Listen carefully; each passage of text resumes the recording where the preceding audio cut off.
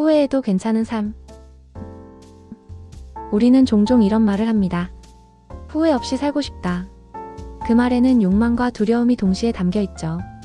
더 잘 살고 싶은 욕망, 그리고 나중에 그때 왜 그랬을까라는 말이 입에서 새어나올까 두려운 마음.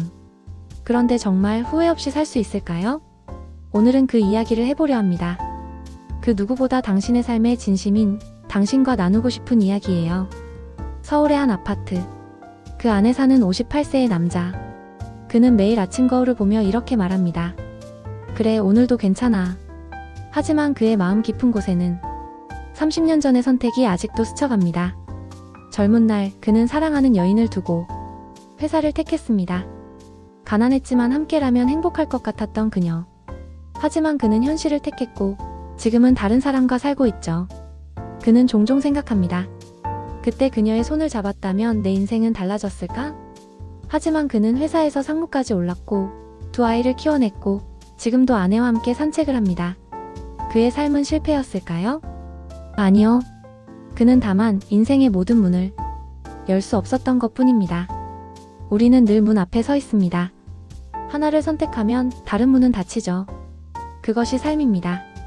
어느 72세 노인이 말했습니다. 나는 인생에서 두 가지를 후회했다.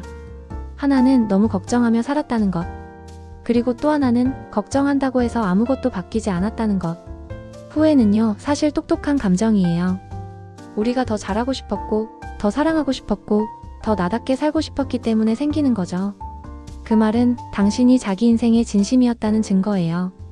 그럼에도 우리는 자꾸 과거를 끄집어냅니다. 그때 그 말을 하지 말걸.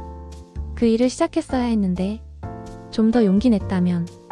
하지만 그때의 우리는 그때의 나로서 최선을 다한 겁니다.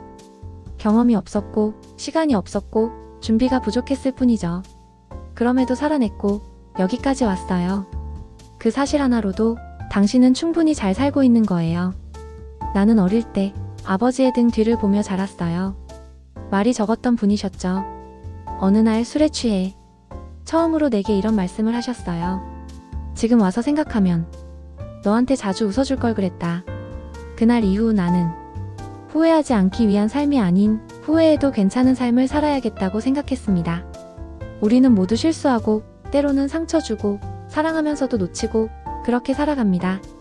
그런데 그 실수 위에 꽃을 피울 수 있다면, 그 상처에 이름을 붙일 수 있다면 그건 후회가 아니라 삶의 한 페이지가 되는 거죠. 지금 이 순간에도 누군가는 내가 잘 살고 있는 걸까? 지금 이 선택 후회하게 되지 않을까? 라고 고민하고 있을 거예요. 괜찮습니다. 우리는 모두 그렇게 살아갑니다. 완벽하게 살 수는 없지만 진심으로 살 수는 있거든요. 후회는 당신이 살아있었다는 증거이고 그 후회를 껴안고 살아내는 태도가 바로 당신의 품격입니다. 이 영상을 보고 있는 당신, 지금까지 잘 살아오셨습니다. 그리고 앞으로도 잘 살아가실 거예요. 이야기가 마음에 닿았다면 구독과 좋아요는 저에게 큰 힘이 됩니다.